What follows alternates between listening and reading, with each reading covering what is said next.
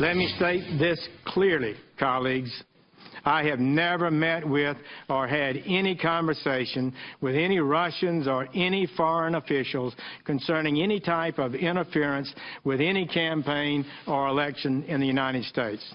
Further, I have no knowledge of any such conversations by anyone connected to the Trump campaign. The suggestion that I participated in any collusion, that I was aware of any collusion with the Russian government to hurt this country, which I have served with honor for 35 years, or to undermine the integrity of our democratic process, is an appalling and detestable lie. And that is probably why the Attorney General decided to testify publicly in front of the Senate Intelligence Committee, a forceful rebuttal of accusations that he met with Russians in some effort to collude for the Trump campaign. We'll begin with the panel. Steve Hayes, editor-in-chief of the Weekly Standard, Mercedes Schlapp, columnist for the Washington Times, and Tom Bevan, Real Clear Politics co-founder and publisher. Tom, your thoughts of this hearing? I thought Sessions was very passionate and sincere in his defense, and drove a stake through the heart, another stake through the heart of the collusion argument, which is like an undead, animal walking around. There's no evidence, and he, I think, forcefully argued that again today. So, all in all, I thought it was a spirited defense by him, but I don't know that it's going to convince anybody any Democrats, anybody who thought that there's collusion or obstruction. He probably didn't change any minds in that regard. Let's put up one of the other questioning moments with Senator Wyden and his former colleague, the Attorney General. We also were aware of facts that I can't discuss in an open setting that would make his continued engagement in a Russia-related investigation problematic. Senator Wyden, I am not stonewalling. Mr. Comey said that there were matters with respect to the recusal that were problematic and he couldn't talk about them. What are they? Why don't you tell me? There are none, Senator Wyden. There are none. I can tell you that for absolute certainty. This is a secret innuendo being leaked out there about me, and I don't appreciate it. Mercedes. Goodness, what a strong performance by the Attorney General. And I have to say, Comey did miss that email that was sent from the Chief of Staff of the Attorney General over to Comey saying this is why Attorney General Sessions is going to recuse himself from the Russian investigation. Obviously, Wyden was trying to show this discrepancies between Comey and Sessions, but I think Sessions came up with the upper hand here in basically explaining, I did provide him with that email, that information. Obviously, he didn't see it. And so I think those people who are watching out there are looking at the Democrats trying to build up this narrative about the Russian collusion with Attorney General Sessions. Basically, I think that he was successfully able to stop that. He didn't answer some questions of Democrats, and that was frustrating, much like it was frustrating in the NSA hearing and DNI hearing, where they said they were not going to talk about the conversations with the president.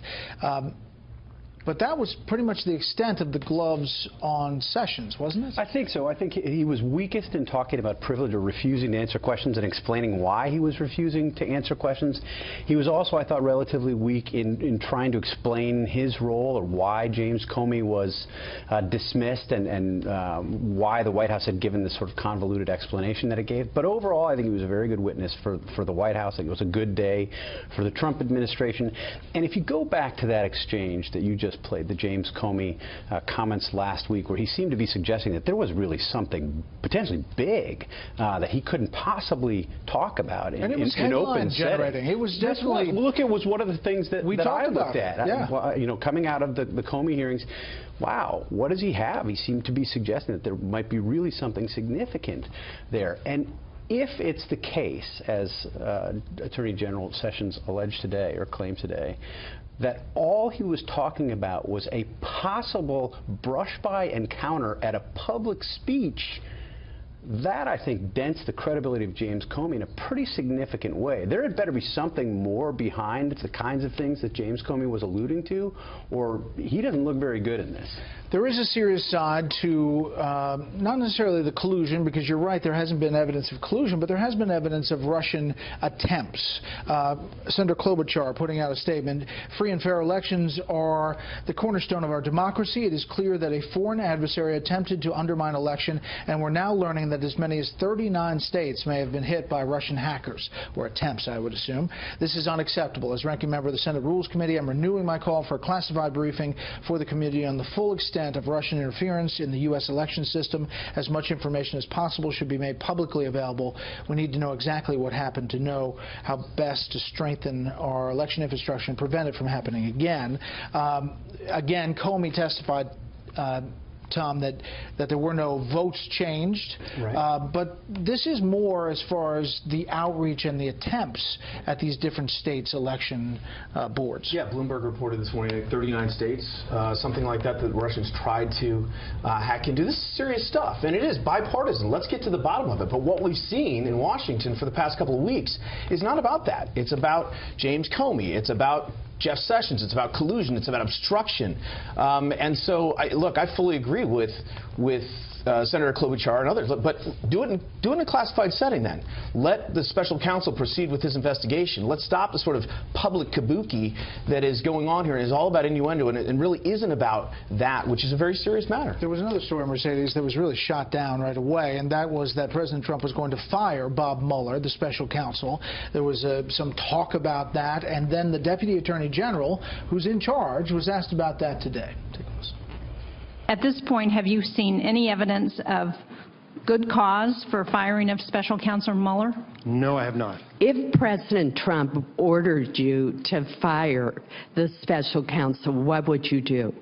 Well, Senator, I'm not going to follow any orders unless I believe those are lawful and appropriate orders. I can tell you, as long as I'm in this position, he's not going to be fired without good cause. Could you be terminated without cause? Yes. And who would appoint your replacement as your position now, Deputy Attorney General? The President.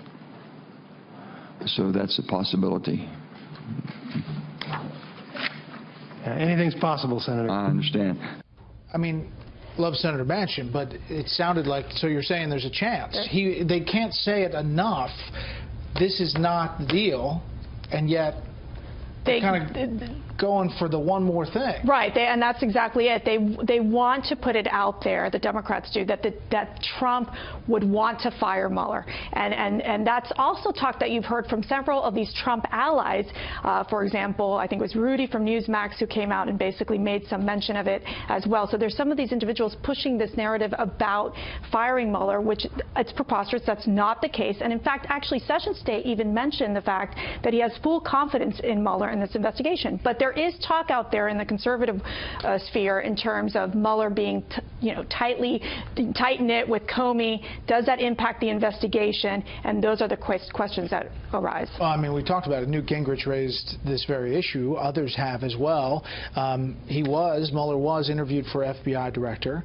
And then, obviously, you have the testimony from James Comey about leaking the contents of those memos in an effort to get a special counsel as the end result.